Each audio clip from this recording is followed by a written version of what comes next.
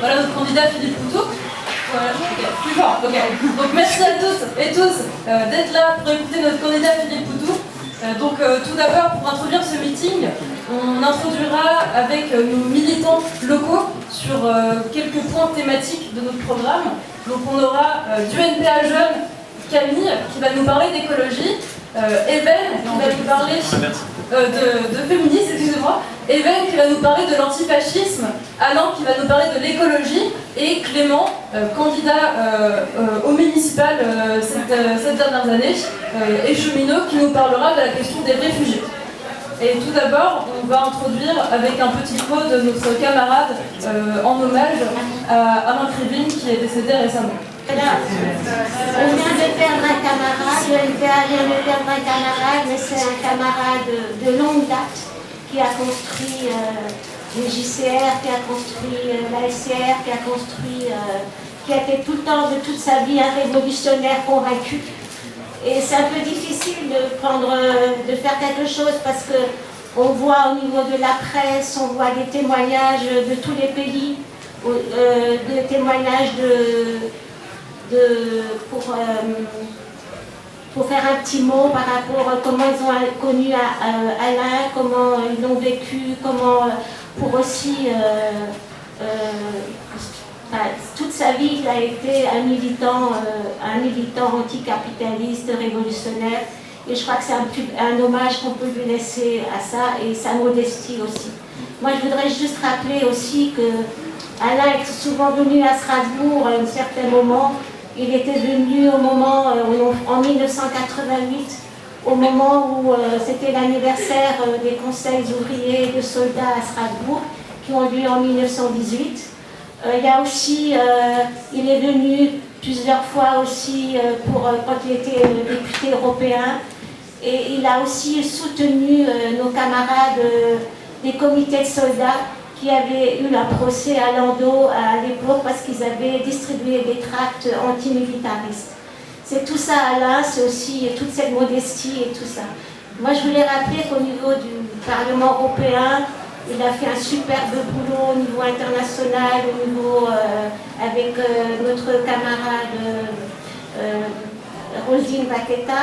Et le souvenir qu'on a surtout à Strasbourg, c'est que quelque chose qu'on ne pourra plus refaire. On est rentré dans le Parlement européen, dans la cour centrale. Il avait ramené tous les députés de la gauche et on avait déroulé une banderole à l'intérieur du Parlement européen, non à l'Europe forteresse. Et c'est grâce à lui qu'on a pu faire ça. Aujourd'hui, peu après, ils ont mis des interdictions, ils ont mis des vigiles, ils ont mis tout. Et donc, c'est tous ces souvenirs de ce camarade qui a disparu. C'est aussi toute une histoire et voilà, voilà. Mais je voudrais aussi dire que son plus beau,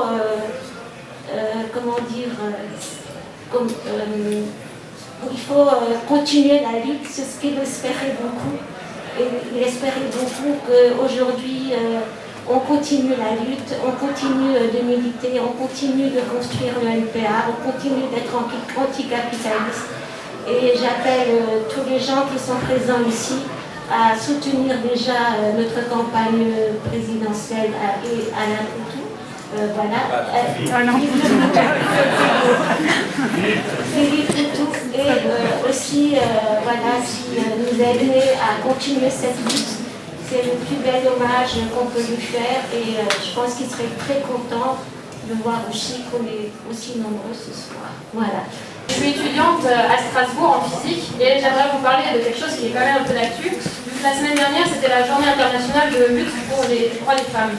Alors dans beaucoup de villes, on était nombreuses et nombreux à manifester contre les féminicides, contre les violences sexistes et sexuelles et pour que tout le monde...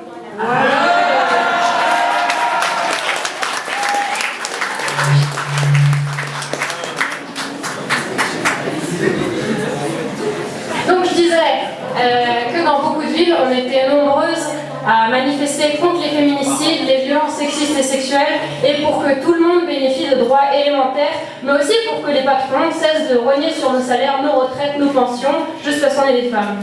Alors je vais rappeler quelques petits chiffres. Rien que pour 2021, on compte 113 victimes de féminicide, 95 femmes victimes de viol ou de tentatives de viol, plus de 200 000 femmes victimes de violences physiques ou sexuelles de la part de leur conjoint. Mais on compte aussi 85% des personnes transgenres agressées au cours de leur vie ou 80% des femmes en situation de handicap victimes de violences.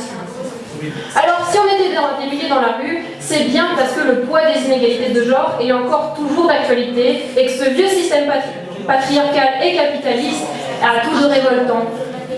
Derrière chaque dénonciation de viol, chaque collage, chaque manif, chaque pancarte ou banderole fièrement brandie, c'est l'ensemble de cette société sexiste qu'on remet en cause.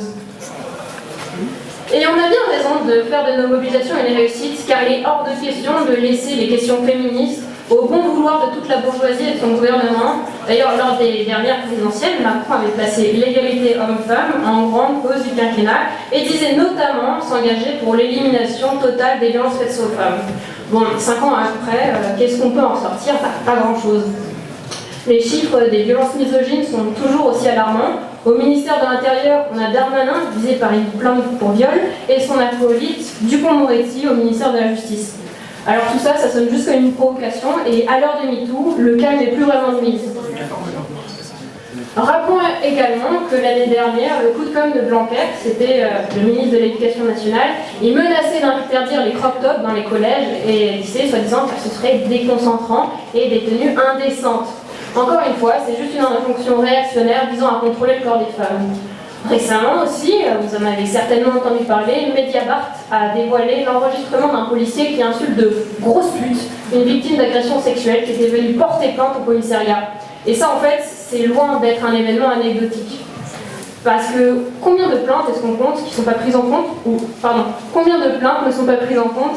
Combien de femmes ne sont pas prises au sérieux lorsqu'on dépose plainte? Combien de femmes subissent des questions culpabilisantes contribuant à la culture du viol quand elles décident de déposer plainte? Ou juste comment quitter son mari violent quand on n'a que des emplois à temps partiel et pas de situation économique stable? C'est dans ce contexte que le hashtag double peine a émergé sur les réseaux sociaux. Des milliers de femmes ont dénoncé qu'en plus d'être victimes d'agression ou de viol, le dépôt de plainte, quand les flics veulent bien prendre, est source de violence et d'humiliation pour les victimes. Pourtant, sur le papier, il y a des lois qui sont censées nous protéger, des procédures pour mettre à l'abri les victimes et prendre en charge les problèmes des violences sexistes et sexuelles. Mais les grands discours et le droit ne protègent pas de la violence patriarcale. On compte 20% des femmes assassinées par leur conjoint qui avaient pourtant déjà déposé plainte. Pour mettre un frein aux violences, il nous faut des campagnes de sensibilisation dès le plus jeune âge, des moyens pour ouvrir des foyers d'accueil pour les femmes forcées de quitter leur foyer. On en a assez des papiers signés dans les salons feutrés des ministères. Pour lutter contre les violences sexistes et sexuelles, physiques ou économiques, il nous faut avant tout des moyens concrets.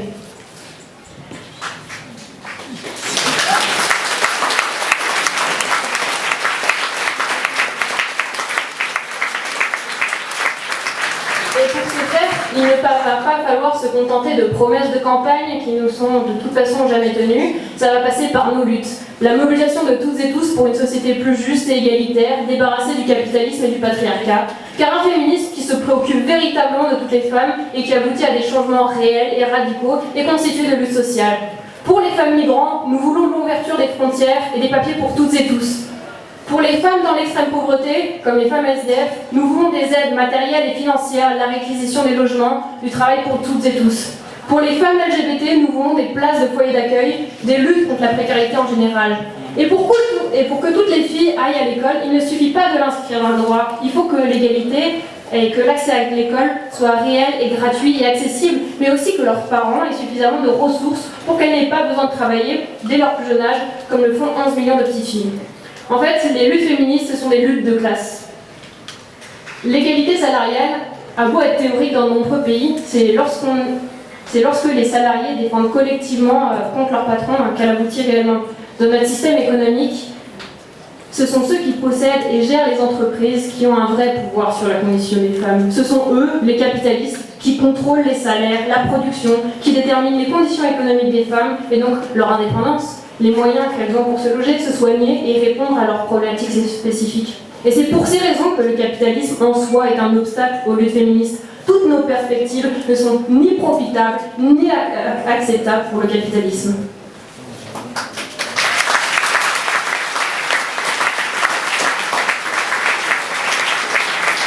Et on voit d'ailleurs posture de confrontation sociale et politique, les femmes ont toujours été à l'avant-garde des luttes. D'ailleurs, la journée du 8 mars de la semaine dernière a été impulsée par Clara Zetkin, une révolutionnaire allemande du XXe siècle. On peut aussi citer, pendant la Commune de 1871, les femmes ont eu un rôle majeur sur les barricades et dans la vie politique. Pour la première fois de l'histoire, l'union libre est reconnue, l'accès au divorce est facilité, des mesures pour l'égalité salariale voient le jour et la création de syndicats pour les femmes pour l'organisation de leur travail est discutée. On peut aussi citer la Révolution russe de 1917, où les femmes eurent une place centrale dès le début de cet élan révolutionnaire. Ce sont les ouvrières du textile qui sont sorties dans la rue pour exiger du pain et la paix. Les premières mesures du jeune État ouvrier visaient aussi à lutter contre l'oppression des femmes en abrogeant les lois patriarcales, en reconnaissant l'union libre, en dépénalisant l'homosexualité et l'avortement. À cela, il s'ajoute des mesures concrètes pour sortir le travail domestique de la cellule familiale, pour le planifier à une échelle collective comme les cantines et les crèches collectives. Les exemples historiques, qui sont bien nombreux, on n'a fait qu'un petit aperçu, et on voit toujours que les luttes féministes ont une histoire liée à celle de la classe ouvrière. Patriarcat et capitalisme sont deux systèmes qui s'alimentent l'un à l'autre. On ne peut lutter pour l'amélioration des conditions de vie des travailleuses et des travailleurs sans lutter pour l'émancipation des femmes, et on ne peut lutter contre l'oppression de ces dernières sans remettre en question l'ensemble du système capitaliste. C'est le système qui nous exploite toutes et tous, et qui continue d'enraciner les inégalités et les oppressions. Face à l'oppression, l'exploitation, notre seule issue, c'est la révolution.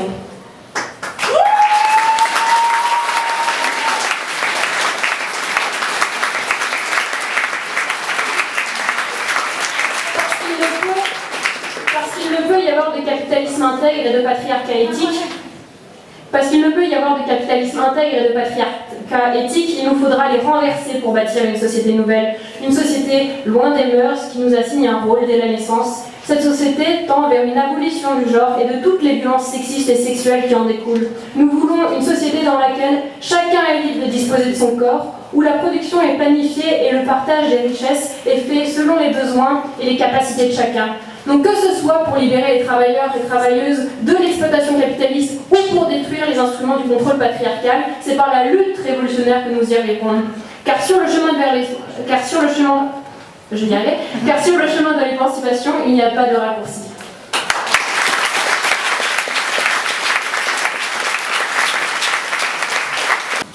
Alors oui, bonjour à tous, du coup, Even, militant NPA, aussi étudiant, militant syndical.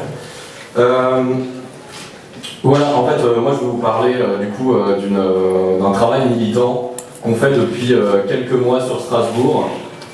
Si vous voulez, c'est en fait un travail unitaire qu'on construit avec un collectif qui s'appelle le collectif antifasciste 67 du Bas-Rhin, et qui réunit associations, organisations politiques et syndicats, et qui en fait envisage du coup de parer à la menace d'extrême droite et à la menace fasciste en fait qui est en train de se dessiner. Donc pourquoi en fait on fait ce travail unitaire avec d'autres organisations?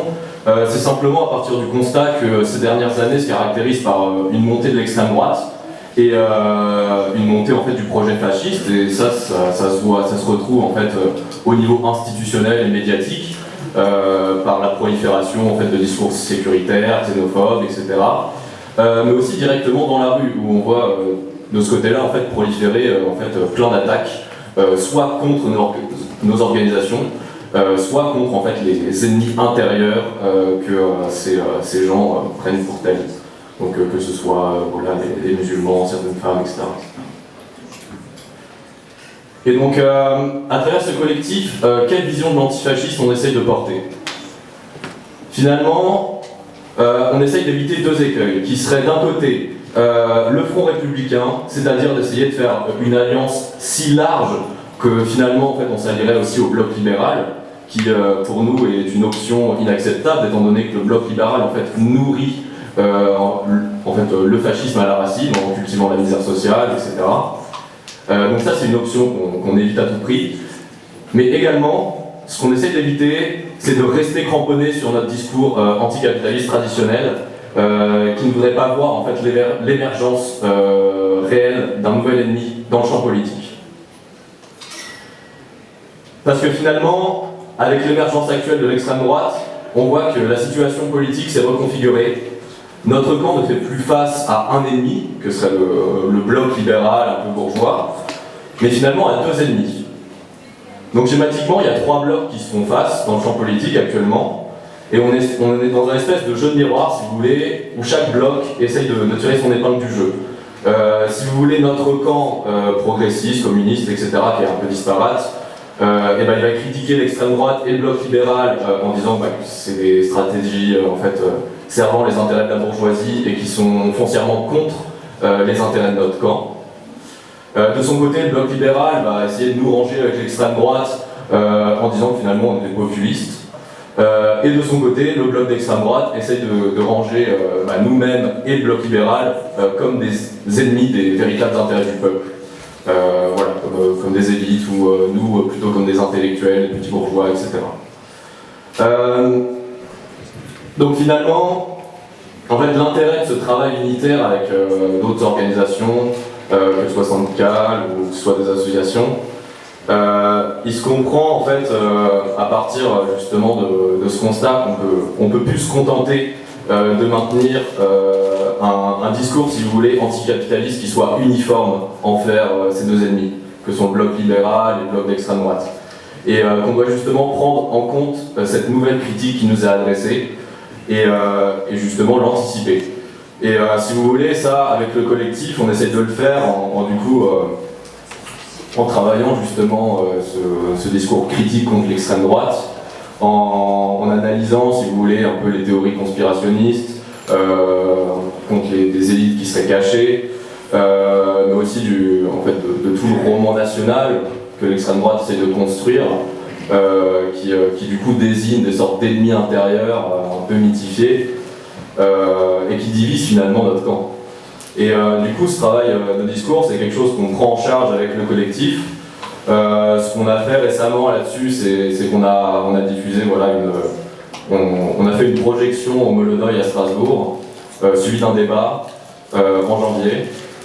En février, ensuite, on a fait une table ronde où du coup on a pu un peu plus approfondir les discussions sur le fascisme et l'extrême droite, en essayant de voir quels étaient leurs ressorts, leurs véritables intérêts. Et sinon, plus concrètement, samedi dernier, on a organisé une manifestation, du coup samedi après-midi, à Strasbourg, qui a rassemblé environ 700 personnes, et qui ramenait des gens, en fait, tant d'ici, mais aussi d'Allemagne, de Paris, de Lyon, même de Suisse. Et donc voilà, c'était pour montrer que l'antifascisme ne devait pas se réduire, si vous voulez, à une tactique électorale qui visait à juste faire barrage de manière momentanée à l'extrême droite, mais essayer de porter justement la voix d'un antifascisme populaire.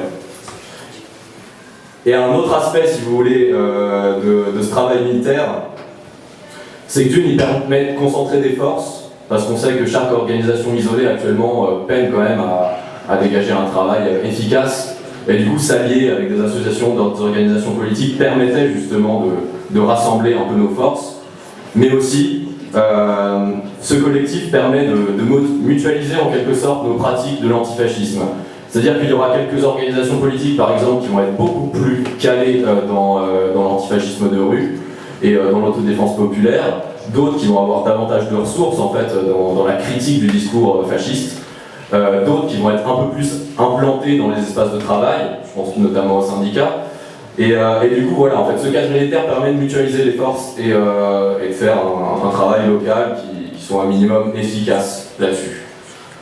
Mais voilà, pour conclure, ce qu'on sait, c'est que, en tout cas, l'antifascisme ne doit en aucun cas se réduire à une simple négation du fascisme, mais bien en fait dans la mise en avant d'une alternative politique, et ça c'est ce qu'on va construire au travers de mobilisations sociales. Merci. Bonsoir. Alors Alain, moi je suis retraité après avoir été salarié. Je pense le plus vieux ici à la tribune. Alors, lorsque Philippe était venu en décembre, j'avais été chargé de brosser un petit tableau de la situation écologique et des luttes auxquelles le NPA s'était associé ici en Alsace. Alors, il y a deux dossiers sur lesquels j'aimerais très rapidement revenir, c'est Stocamine et Fessenheim. Je ne parlerai pas de Bure parce que Bure n'est pas en Alsace, mais Bure appartient à à la communauté que se trouve en Lorraine, pardon, dans l'ex-Lorraine. Alors, pourquoi je souhaite revenir sur ces deux dossiers? Parce qu'il y a des évolutions très importantes. Et vous rappelez que l'écologie a toujours été dans l'ADN du NPA et auparavant de la LCR. Nous, on n'a pas attendu la crise climatique pour se réveiller ou pour proposer des solutions comme le font aujourd'hui tous les candidats à l'élection présidentielle. Et en particulier, nos propositions qu'on fait, vous retrouverez dans notre programme, ne se limitent pas du tout à aménager le capitalisme pour le rendre plus vert. Je vois que la faillite des multiples COP 21, 22, etc. et le dernier rapport du GIEC montrent qu'il n'y a rien à attendre des politiques menées jusqu'à présent. Ce qu'il faut, c'est une véritable transition écologique axée sur une planification de différents secteurs, une sobriété et réfléchir sur un nouveau modèle de développement. Alors, les deux exemples, donc Stocamine et Fessenheim, se trouvent tous les deux dans le département du Haut-Rhin. Donc, ils mettent véritablement en danger, ils montrent véritablement les dangers que porte le capitalisme industriel, car outre la misère sociale, économique qu'il engendre, il porte une atteinte grave à la santé, à notre santé et à l'ensemble de l'écosystème. Alors, Stocamine, je rappelle que c'est un ancien puits de mine qui était exploité pour la potasse, dans ces mines, on a enfoui les produits chimiques à moins 550 mètres de profondeur. 42 000 tonnes aujourd'hui de produits chimiques, non radioactifs, arsenic, amiante, mercure, que du bon. Alors on est à 550 mètres sous terre en disant on est tranquille. Ben oui, mais le problème c'est qu'en 2002, il y a eu un incendie. Il a fallu 2 mois pour l'éteindre, à moins 550 mètres. Donc les associations environnementales, la population, les élus ont pris conscience qu'il y avait quelque chose à faire, qu'il y avait un danger grave, car cette mine se trouve dessous la nappe phréatique. Je vous rappelle là aussi que la nappe phréatique, nous sommes ici sur une nappe phréatique qui part de Bâle, la plaine d'Alsace, le pays de Bade de l'autre côté, le Bade-Württemberg, et qui monte jusqu'à Cologne, je crois. C'est la plus grande réserve d'eau naturelle d'Europe. Donc c'est absolument colossal. Or, on a aujourd'hui 42 000 tonnes de déchets merdiques qui sont dessous, avec des flux qui sont prêts à s'ouvrir, parce qu'on ne peut pas garantir ici que on ne peut pas garantir que ces flux vont rester étanches. Alors que faire? Est-ce qu'on ressort ces produits chimiques, ce qui là est une opération absolument colossale avec mise en danger la vie, mise en danger, réfléchir pour éviter de mettre en danger la sécurité des travailleurs chargés de ce boulot, ou alors on met la tête dans le sable, on confine. Pompili, ministre de l'écologie, en janvier 2021, est venu faire un tour sur le site. Quelques jours après, elle a dit on enterre. On ferme. Je passe sur la procédure administrative, les contestations qu'il y a eu. Toujours est-il qu'aujourd'hui, les travaux de confinement débutent et vont débuter dans les tout prochains jours. Sachant que les associations No Alsace Nature, bien entendu, ont porté plainte. Et en particulier, on saisit le parquet de Strasbourg d'une plainte pour déterminer la nature exacte des déchets qui ont été enfouis. Parce que s'il y a eu un incendie, il y a certainement des produits qui n'étaient pas compatibles qui sont retrouvés là en bas. Le parquet de Strasbourg a saisi l'Office de lutte contre les atteintes à l'environnement, car on soupçonne donc le stockage de produits non réglementaires. Alors, une fois qu'on aura tout fermé avec du béton, à moins 550 mètres, je ne vois pas comment on pourra aller analyser les produits qui se trouvent là en bas. Deuxième dossier, Fessenheim. Alors Fessenheim, c'est une centrale. C'était une centrale nucléaire avec 2 réacteurs de 900 MW, mise en service en 1977. Il y a eu de nombreuses tractations dans le cadre du plan pluriannuel de l'énergie qui visait à réduire la part du nucléaire dans le mix énergétique. Donc elle a été arrêtée en janvier, premier réacteur, et en juin 2020 pour le deuxième réacteur. C'est la plus vieille, elle est fatiguée, elle est située sur une faille sismique, et surtout elle est située 8 mètres en dessous du niveau du Rhin. Vous imaginez bien, en cas de tremblement de terre, une fuite dans la digue, une rupture de digue, ça peut être assez méchant. Et en plus, ça se trouve à proximité de zones industrielles de type Céveso. Je pense en particulier à Pécrin qui stocke du nitrate, extrêmement explosif. Et bien sûr, Fessenheim ne se trouve pas très loin de Fribourg, à une vingtaine de kilomètres, ville allemande à une vingtaine de kilomètres. Alors l'arrêt a des conséquences, bien entendu, sur l'emploi et les finances locales. EDF avait à peu près 350 salariés et 1000 sous-traitants. De Rugy, vous savez, l'homme qui aime les homards, hein, qui était ministre de la trahison écologique, ex-écolo, lui il prévoit des emplois tous azimuts. Alors il promet un nouveau pont sur le Rhin, une nouvelle voie ferrée entre Colmar et Fribourg. Il prévoit un parc d'activités solaires et il prévoit, c'est le plus important, un technocentre nucléaire. Bref, le paradis après l'enfer, mais l'enfer, il va continuer à exister parce qu'on ne débranche pas une centrale nucléaire du jour au lendemain. La centrale de Chausse, par exemple, qui est en Ardennes, qui a été débranchée en 91, est toujours en démantèlement et on pense en avoir encore jusqu'en 2025. Alors le technocentre, donc il y a il faut démonter la centrale, et deuxièmement, le technocentre servirait à retraiter à coups de produits chimiques les matériaux issus de toutes les centrales qui vont être démantelées. Donc on a des milliers de tonnes, aujourd'hui 500 000 tonnes à ce jour de produits radioactifs qu'il faudrait retraiter. Donc voilà ce qu'on va mettre, ce qui est envisagé à la place de cette centrale de Fessenheim. Alors bien entendu, les capitalistes sont toujours avides de tout, ces matériaux dépollués entre guillemets seront réutilisables dans le BTP, le bâtiment de travaux publics, qui peuvent être vendus à l'étranger et revenir chez nous. Je passe sur un certain nombre de scandales qui ont eu lieu au cours des dernières années sur ce sujet.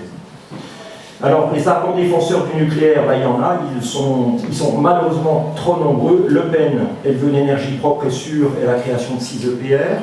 Zemmour, 14 EPR, prolongation des anciennes centrales jusqu'à 60 ans. Roussel, pro-nucléaire. Macron veut développer la filière avec des mini-EPR afin de garantir notre indépendance énergétique. C'est un vaste mensonge, parce que d'où vient l'uranium, on ne l'a pas ici, donc la dépendance énergétique n'existe pas, comme d'ailleurs le silicium pour les batteries, pour les bagnoles. Hein. Ensuite, qui extrait cet uranium et on voit bien aujourd'hui avec la guerre en Ukraine, c'est que la passerelle entre le nucléaire civil et le nucléaire militaire existe bien. Et qu'il existe bien un lien entre le civil et le militaire. La dissuasion aujourd'hui ne fonctionne plus, le nucléaire n'arrête pas les conflits, bien au contraire, ça devient un élément de chantage. Donc le NPA a toujours été présent et continuera à être présent, et vous trouverez dans la brochure et les propositions que l'on a, qui s'appelle écosocialisme. Voilà, merci. Je m'appelle Clément, ça va comme ça? Je suis cheminot à la gare de Strasbourg, c'est bon? Et donc oui, moi je vais parler des réfugiés, en particulier des réfugiés ukrainiens, alors pas du point de vue de la politique générale, ça ce sera Philippe qui en parlera bien mieux que moi, mais du point de vue dont nous on le vit salarié du transport. Donc l'invasion de l'Ukraine par Poutine a commencé il y a déjà 3 semaines, presque 3 semaines. En 3 semaines, elle a jeté sur les routes plus de 3 millions de réfugiés. Et bon, bah, souvenez-vous, il y a 3 semaines, l'ambiance était un peu différente. En France, c'était les élections présidentielles et c'était le festival des préjugés racistes sur les migrants. C'était ça l'ambiance. Et on a assisté à un changement de braquet relativement spectaculaire, même de la part de réactionnaires quand même indécrottables, hein, de gens que ça ne dérangeait pas de voir des humains mourir en Méditerranée. Et dans ce contexte-là, la direction de la SNCF, donc mon patron, et comme bien d'autres, hein, a annoncé un geste de solidarité, c'est-à-dire qu'elle a annoncé la gratuité de tous ces trains, ou presque tous ces trains, pour les personnes fuyant l'Ukraine. Alors les cheminots, dans leur majorité évidemment, ont salué un geste juste, un geste nécessaire, parce qu'il l'est, hein, c'est tout à fait juste et nécessaire, mais sans aveuglement, on va dire, sur les différents problèmes. Ouais, il faut le mettre devant. Je monte, comme ça c'est bien. Sans aveuglement sur les différents problèmes que cette mesure elle met en évidence. Parce que les réfugiés, jusqu'à présent, dans nos gares, on ne peut pas dire qu'ils étaient tout à fait les bienvenus. Si vous voulez, l'accueil dans nos gares, c'était plutôt les bracelets, les colliers de fleurs. Hein. C'était la police aux frontières, les RAF, etc. Et la SNCF qui a souvent pris sa part en demandant aux cheminots de signaler les migrants en gare, d'identifier quel train ils prenaient, etc. Évidemment, la majorité des cheminots ont toujours refusé de tremper dans ce genre de choses. Et donc, avec l'arrivée des réfugiés ukrainiens, les consignes ont changé. On ne demande plus de participer à la chasse, on nous demande d'adopter une posture bienveillante. C'est comme ça que c'est repris dans les consignes de la direction. Une posture bienveillante, c'est écrit dans des notes de service dans lesquelles on précise comment on édite un billet gratuit et surtout comment on identifie un passeport ukrainien. Parce que la posture bienveillante, c'est uniquement pour les Ukrainiens, vous vous doutez bien, pour les Syriens, les Maliens, les Érythréens, les Afghans, il n'y a rien qui change. Donc concrètement, et c'est comme ça que ça se pose au quotidien en gare de Strasbourg, imaginons un TGV qui doit partir à Paris, on accueille les gens à quai, donc des réfugiés ukrainiens arrivent, des réfugiés d'une autre nationalité arrivent, concrètement, il faudrait embarquer les uns dans le TGV, les autres dans un fourgon cellulaire de la PAF, de la police aux frontières. Concrètement, c'est ça qu'il faudrait faire. Donc vous voyez que le problème, il se pose tout à fait concrètement pour les cheminots, qui du coup sont tiraillés entre, d'un côté, une solidarité, un vrai élan de solidarité est tout à fait légitime envers les réfugiés ukrainiens, mais de l'autre côté, une aversion non moins légitime pour le tri des réfugiés et surtout pour tout ce qui sous-entend. Donc cette situation ouverte, ou on va dire plutôt rendue visible par la guerre en Ukraine, elle nous renvoie en pleine figure un certain nombre d'évidences ou de réalités auxquelles on ne pense pas toujours au quotidien. La première, c'est qu'on vit quand même dans une société dégueulasse, dans une société qui est fondée sur l'exploitation, sur les oppressions, et à tel point que même quand les dirigeants de cette société s'éprennent d'un moment de générosité dans la théorie, eh ben dans la pratique, ça se transforme en une saleté, comme le tri des êtres humains. C'est ça que ça nous renvoie. Ensuite, à la vue des réfugiés en gare de Strasbourg, fatalement, ça vient nous rappeler qu'une guerre, elle a des gagnants et des perdants, et les perdants, c'est toujours les mêmes. C'est les populations civiles. En l'occurrence, au premier chef, les Ukrainiens qui reçoivent des bombes sur la tête ou qui les fuient sur les routes, mais d'une certaine manière, la population russe aussi, qui va payer cher le prix d'une guerre qu'elle n'a pas demandé, via les embargos européens, américains, et à cet égard, la guerre économique qu'on mène aux populations, elle n'est pas forcément moins violente qu'un bombardement, quelque part. Donc toujours les mêmes qui perdent, évidemment toujours les mêmes qui gagnent, c'est-à-dire les capitalistes, en l'occurrence qu'ils soient même oligarques russes ou marchands d'hydrocarbures américains, ne fait pas une énorme différence. Et au fond, vous savez, en gare de Strasbourg, des afflux de réfugiés, on en a connu à chaque guerre, c'est-à-dire qu'on en a connu souvent. Parce que dans le capitalisme, il n'y a pas vraiment de paix. Quand on parle de paix, ça veut dire que la guerre, elle est ailleurs. Ça veut dire que les marchés, les matières premières, qu'on se partage les armes à la main, elles se trouvent dans un autre endroit du globe. C'est ça que ça veut dire la paix dans le capitalisme. Et donc c'est un petit peu tout ça qui est discuté par les collègues. Et un certain nombre se dit qu'au fond, ce serait quand même beaucoup plus juste d'accueillir tous les réfugiés sans distinction, d'accueillir évidemment ceux qui fuient une Ukraine ravagée par le rival Poutine, mais d'accueillir aussi ceux qui fuient la Syrie, le Yémen, l'Afghanistan, ravagés par la France ou ses alliés.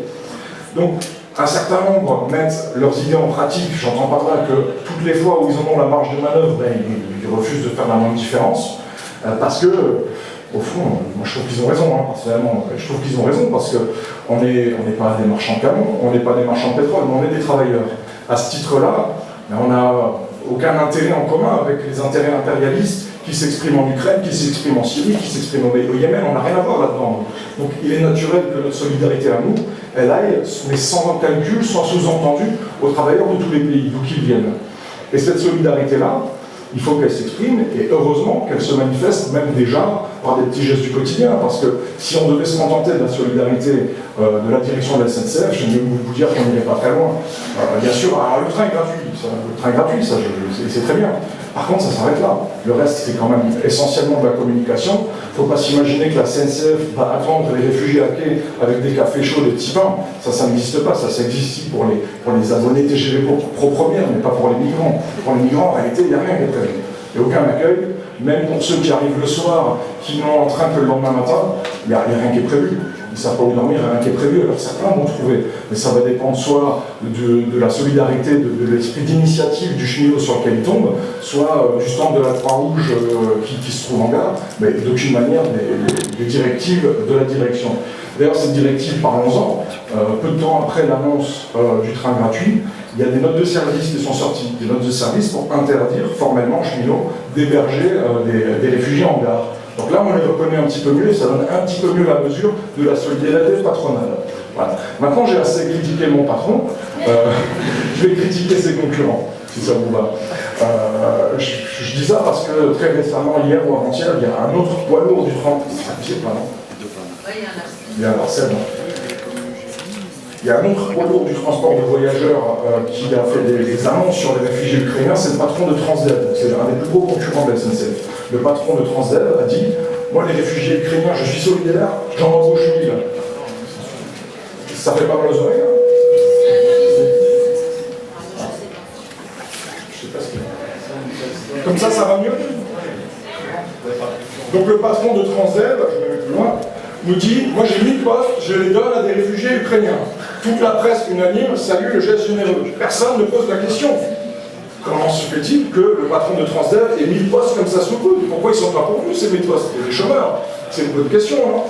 Et il y a une raison, forcément. En fait, il y a même plusieurs raisons. Moi, je vous les donne. La première, c'est que ces postes, ils sont extrêmement mal payés. Je parle de postes de conducteur, machiniste, mécanicien, si j'ai bonne mémoire. Ils sont extrêmement mal payés. Des conditions de travail généralement affreuses et avec des amplitudes horaires complètement démentielles. C'est pour ça qu'ils sont encore vacants, ces postes-là. Et c'est exactement ce que dénonçaient nos camarades de Transdev encore très récemment lors d'une vague de grève sans précédent. Donc elle est là la réalité, c'est ça que ce PDG de Transdev offre aux Ukrainiens. Alors puis sous cet angle, on se demande qui dépanne qui quelque part. On se demande si ce PDG-là, il n'est pas moins on va dire un patron humanitaire que finalement un profiteur de guerre qui utilise la situation pour s'offrir une main-d'œuvre pas chère. Bon, la question, la réponse, je crois, on la connaît tous, hein, parce que c'est comme ça qu'on traite les immigrés depuis des décennies. Mais écoutez, si ce PDG-là, il embauche 1000 Ukrainiens, moi je dis tant mieux, ça fera 1000 camarades de plus pour nos amis de Transdev, peut-être 1000 camarades de plus pour leur prochaine grève, et peut-être qu'ensemble, ils le feront plier, ce PDG hypocrite. Donc,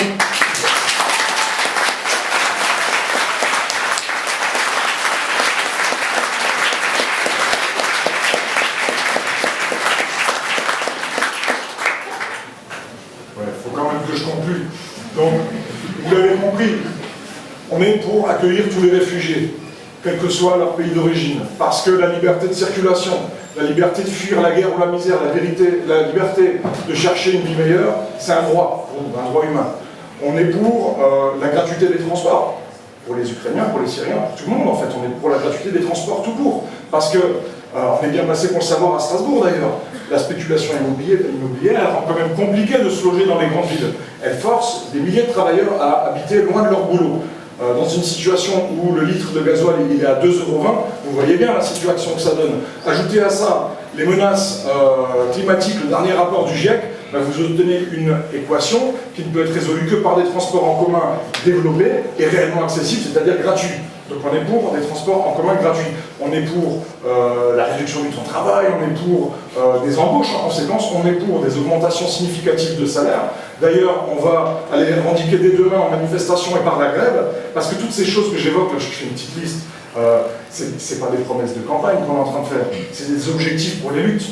Comprenez bien ce qu'on est en train d'évoquer là. Aucun président ne nous en fera cadeau, ça n'existe pas. Est-ce qu'on nous a même déjà fait un cadeau? Ça n'est jamais arrivé. Ce qu'on en a pris.